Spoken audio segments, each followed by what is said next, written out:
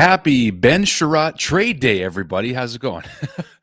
Oh, man. Well, that is what is expected today. So we'll get to Ben Chiarot in a moment, but let's talk about this loss to Arizona last night real quick. We're just going to fire through it. Cole Caufield, of course, making it worth talking about. The Habs lose 6-3 to the Arizona Coyotes, and Cole Caufield with 2 goals in 8 seconds. So without further ado, let's take a look at these goals, man.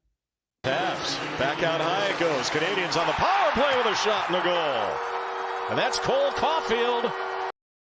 And then he did it again just seconds later off the next faceoff draw. Caufield, man, did you listen to the Arizona commentators? They were weird in this game. But anyway, here's Cole's next goal. Dance, and he can shoot. And now Caufield has it again. He shoots, he scores. Jumping into the glass. I mean, at this point, this was at the end of the second period. It was 5-1 Coyotes, and then Cole made it 5-3. Dance. Oops, didn't mean to hit that button again.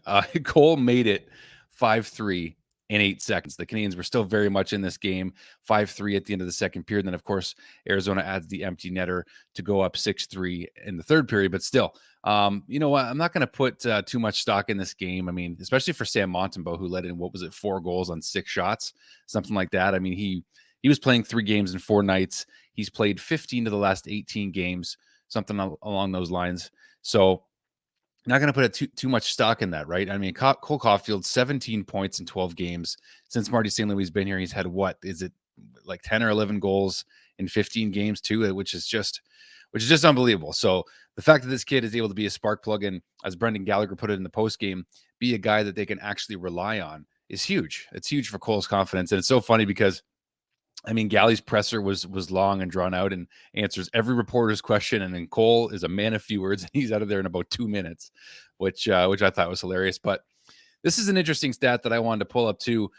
Since Marty St. Louis has been here, so before he got here, there was one 10-plus goal scorer under Dominic Ducharme, and that was Josh Anderson. Now the Habs have 6+ goal scorers, and I'll even pull up those ones just really quickly just to tell you who they are, just for the fun of it. But we got Nick Suzuki, who's got 16 now. Arturi Lehkonen, 13 goals. I think that's a career high for him, or he tied his career high. Rem Pitlick with 12 goals. Cole Caufield with 11. Josh Anderson, 15. And then Mike Hoffman, 11. So before Marty St. Louis gets here, one 10-plus goal scorer. Now we got 6. So just a fun stat to throw out there, because even though the Habs are losing games at times, and they're not losing a ton right now, but when they are, they're scoring 2-3+ goals still. So you have to be you're more entertained when they're losing. And that's something I can definitely appreciate. All right. So here's the big news coming hopefully today. Although there's some stuff we got to talk about here about Ben Chiarot, and that is what's being reported from Pierre LeBrun of TSN as of last night is that St. Louis, who apparently is the front runner to grab Ben Chiarot in a trade here, doesn't want to cough up a first-round pick for him, which is interesting because that is basically a starter for Kent Hughes, the GM of the Canadiens, in order to look to move Ben Chiarot. And then we also heard that another team there's actually a few teams that are interested. The Leafs are in the mix. Calgary might be in the mix, but Calgary has a top prospect that they don't want to part with. And that's who the Canadiens are interested in if they are to make this deal. So if Montreal is not going to get another first-round pick like they got in the Tyler Toffoli deal, they want this top prospect from the Calgary Flames. His name's just escaping me right now, but Calgary doesn't want to move him. So right there's some non-starters for Calgary and St. Louis, right? So is Kyle Dubas going to overpay from the Toronto Maple Leafs? Is another team going to step up and pay what Montreal's asking for Ben Chiarot, right? So that's going to be interesting to see. I'm going to do my best to do a quick reaction actually at work today. So I'm going to be bringing my stuff so that on break, I can take my break and actually do an instant reaction with you guys, pending that Ben Chiarot actually gets moved today before 3:00 while I'm still at work. So I'll be looking to do that today if possible. If it happens, I'll be reacting to it and getting your guys' thoughts.